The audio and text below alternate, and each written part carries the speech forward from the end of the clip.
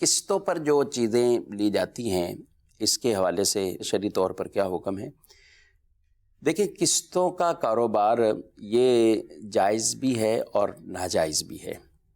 کس حوالے سے؟ اگر اس کے اندر شرعی حدود کا خیال رکھتے ہوئے، شرعی احکامات کا خیال رکھتے ہوئے اگر کوئی قسطوں کا لین دین کرتا ہے، قسطوں پر چیزوں کو بیچتا ہے تو یہ تو جائز ہے۔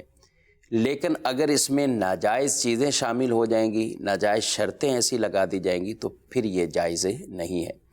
عام طور پر لوگوں کو صرف یہی شبہ ہوتا ہے کہ ایک چیز کی قیمت وہ 10,000 روپے ہے، لیکن جب اسے ادھار میں بیچا جاتا ہے تو اس کے 12,000 یا اس کے 15,000 لیے جاتے ہیں، تو یہ لینا جائز ہے یا یہ سود کے زمرے میں ہے؟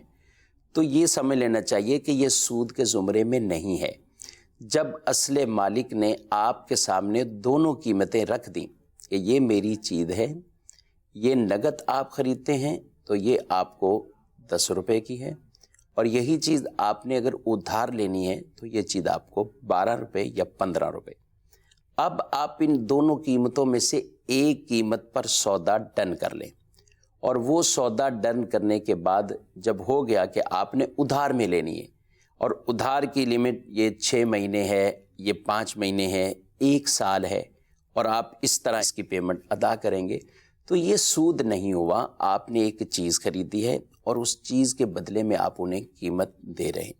آپ کم قیمت میں خریدنا چاہتے ہیں، آپ نقد پیسے دے دیں، آپ کم قیمت میں خریدیں۔ اگر آپ نے ادھار میں اس کو خریدا ہے اور آپ کو پہلے سے ہی اس کی یہ قیمت پوری طے شدہ بتا دی گئی ہے کہ اس کی قیمت 15 روپے ہے، اس کے اوپر 5 روپے اضافی لیے جائیں گے، اور یہ چیز کی قیمت ہے، پیسے پر کوئی پیسہ یوں نہیں لیا جا رہا، تو یوں ایک چیز پر سودا طے کر لینا کہ نقد ہے یا ادھار۔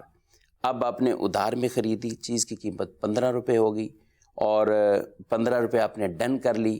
اب آپ نے یہ 15 روپے اسے جیسے بھی ہے ان کو آپ نے یہ دینا ہے اور یہ رقم کی ادائیگی کرنی ہے۔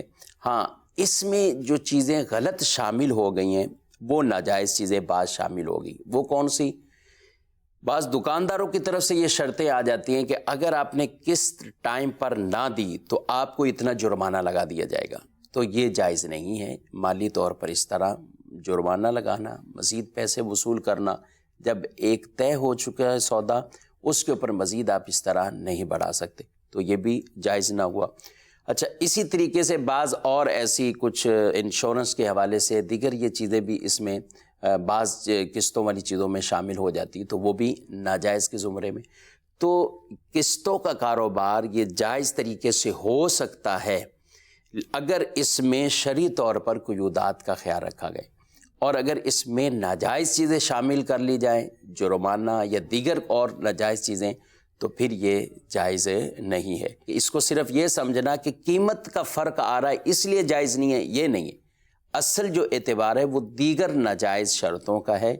قیمت کا یہ جو فرق آنا کہ نقد اتنے کی، ادھار اتنے کی، اور ایک پر طے کر لینا، اس میں کوئی مذائقہ نہیں ہے۔